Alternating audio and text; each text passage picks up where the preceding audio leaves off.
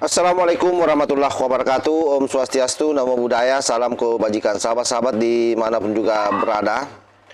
Kalau kita melihat akhir-akhir ini nasib para pemburu ijazah semakin mengenaskan sahabat ya. Mungkin dia lagi stres, memikirkan bagaimana nasibnya nanti kalau di penjara dan bagaimana hidupnya, keluarganya terutama ya, pada saat dia sudah di penjara. Dan kalau stres itu ya memang ada indikator visualnya sahabat. Kita lihat bagaimana Roy Suryo dan Rismon Sianipar yang memang belakangan ini mungkin sudah jadi studi kasus ya. Publik tak buta, Roy makin kurus, rambutnya berantakan, rontok. Aduh, gaya bicaranya makin emosional dan urakan ya. Di dalam satu debat televisi bahkan Rasman Nasution, salah seorang lawan debatnya yang kita tahu juga adalah pengacara, itu sampai menyatakan hal tersebut, bahwa itu kurus, kemudian rambut, aduh sudah rontok, kasihan sahabat. Dan nada itu saya kira kasihan tapi setengah menyindir. Bahkan dia disuruh untuk menyiapkan diri fokus dan hadapi saja Pak Jokowi di pengadilan kalau memang punya data dan fakta. Kalimat sederhana tapi bunyinya seperti tanda bahaya. Dan disitulah kita melihat bagaimana argumentasi yang kandas. Akhirnya emosi yang bicara di setiap perdebatan yang ada. Ngeyel, memotong-motong pembicaraan orang. Hal lain yang tak kalah menarik, ya Rismon Sianipar. Dia kedapatan menjual buku di Bandung di pinggir jalan. Kelihatan bahwa memang perjuangan ini tidak lebih daripada untuk memperjuangkan perut juga ya. Kelihatan sekali kasihan di pinggir jalan dan memanggil-manggil orang yang lewat untuk beli buku yang dijual ya. Buku apa lagi kalau bukan bukunya Gibran. Nah, coba kita cek videonya sahabat ya, ini dia.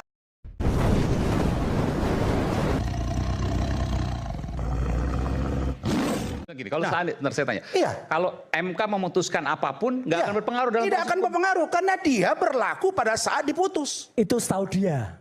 Loh, makanya orang nggak ngerti hukum jadi begini. Kalau misalnya tadi kan 5-3 pun ngawur Anda ini, nggak ada sertifikasi. Ini orang nggak ngerti yang ya saya kayak tahu, gini. makanya Ini saya orang nggak lebih ngerti enak kayak gini. berdialog dengan Bang Refli. Daripada yang udah Jadi dicabut kalau basnya. setahu saya, Pengacara kok dicabut ya? basnya itu udah. Loh, karena saya melawan hakim, gimana Ya sih Anda? udah dicabut, udah. Saya mau melihat Roy itu berani nggak dengan Pak Jokowi di pengadilan berhadapan head to head? Gimana sih Anda? Kok kalian yang jawab? Dialah yang jawab. Udah dicabut. Anda sudah makin kurus saya lihat, makin kurus, makin stres, kasihan saya. Mudah-mudahan Anda kuat-kuat aja. Loh, ayo Pak, boleh mampir foto langsung, minta tanda tangan, beli bukunya cuma 99.000, dapat tanda tangan, bisa foto langsung. Silakan. Jadi warga Bandung yang sedang bersepeda ketemu langsung bisa datang on the spot. Boleh. On the spot. Langsung beli bukunya, langsung minta tanda tangan. Ya Pak. terima kasih memperjuangkan kita. Iya Pak. Pak, bersedia Pak untuk beli bukunya Pak? Cuma 100.000 Pak. Sudah full, covernya sudah bagus, kiris bisa. Langsung. Bapak juga. Foto dulu, saya fotoin Pak. Ayo Pak, boleh mampir foto langsung, minta tanda tangan, beli bukunya cuma 99.000, dapat tanda tangan, bisa foto langsung. Seperti yang saya sampaikan sebelumnya sahabat, bahwa Bang Rasman Nasution menyindir secara tidak langsung Roy Panci di dalam satu debat. Itu kelihatan bagaimana dia sangat kasihan sebenarnya dengan apa yang terjadi terhadap Roy Suryo. Saya pun kadang-kadang kalau menyaksikan dia di televisi, aduh luar biasa. Sudah dekil, kayaknya sudah jarang mandi juga dia itu.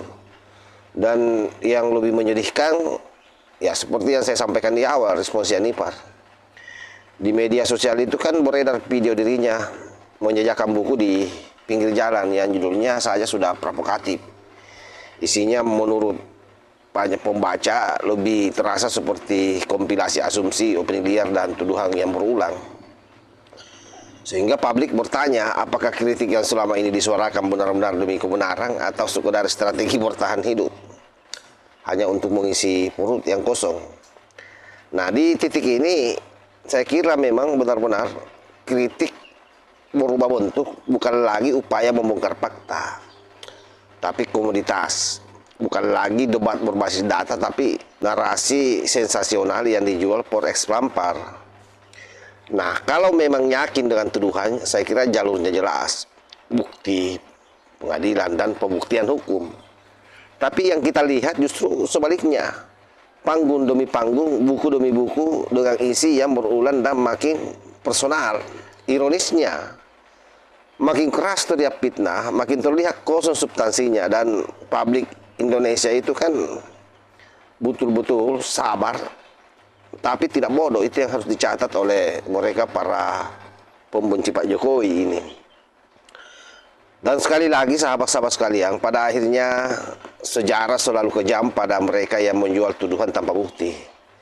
Artinya kritik itu mulia kalau berdiri di atas data, tapi ketika kritik berubah jadi dagangan, maka wibawa runtuh dengan sendirinya. Roy Suryo dan Rismon Sianipar hari ini bukan sedang menjatuhkan Jokowi. Mereka justru sedang memperlihatkan betapa rapuhnya narasi yang dibangun di atas prasangka. Dan publik tinggal menonton sambil mencatat siapa yang konsisten dengan fakta dan siapa yang sekedar berisik karena lapar di panggung atau lapar perutnya. Dan itulah yang kita saksikan sahabat akhir-akhir ini ya. Oleh karena itu sahabat-sahabat sekalian, apapun opini yang beredar liar di luar, saya kira kalau bicara soal ijazah Jokowi ini sudah selesai.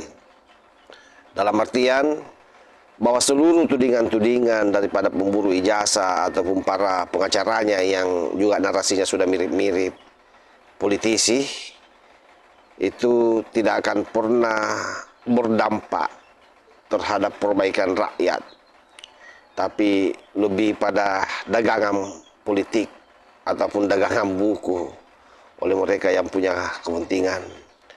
Karena pada akhirnya semua juga orang tahu bahwa ijazah Jokowi, ijazah Gibran tidak ada masalah. Mereka sudah menjadi pemimpin di negeri ini, dan itu saya kira ijazahnya sudah terevaluasi pada saat mendaftar. Belum lagi kesaksian-kesaksian perguruan tinggi di mana mereka pernah menempuh pendidikannya. Saya kira itu sudah juga beredar viral. Oleh karena itu, seluruh upaya mereka saya yakin rontok. Apalagi terakhir ini dipanggilnya 4 orang, ketemu dengan Pak Prabowo, dan di sana juga sedikit membahas masalah ijazah Pak Jokowi, sekalipun itu samar-samar ya. Tetapi intinya keempat orang ini saya yakin tidak akan pernah lagi mau bicara terkait soal ijazah. Dan pada saat itulah saya kira memang posisi Roy Panji CS semakin terkunci. Dia ada dalam kubangan lumpur yang dalam dan tidak bisa lagi keluar, dan tidak ada lagi orang yang akan mampu selamatkan kecuali Refli Harun CS yang sampai hari ini masih ngotot, dan itu sah-sah saja karena Refli ini memiliki dendam yang akut terhadap Pak Jokowi. Pernah menjadi komisaris BUMN dan dipecat sahabat. Tapi kalau dia juga sudah dipanggil Prabowo, game over juga itu. Saya kira demikian sahabat ya. Wallahul muwaffiq ila aqwamit thariq. Wassalamualaikum warahmatullahi wabarakatuh.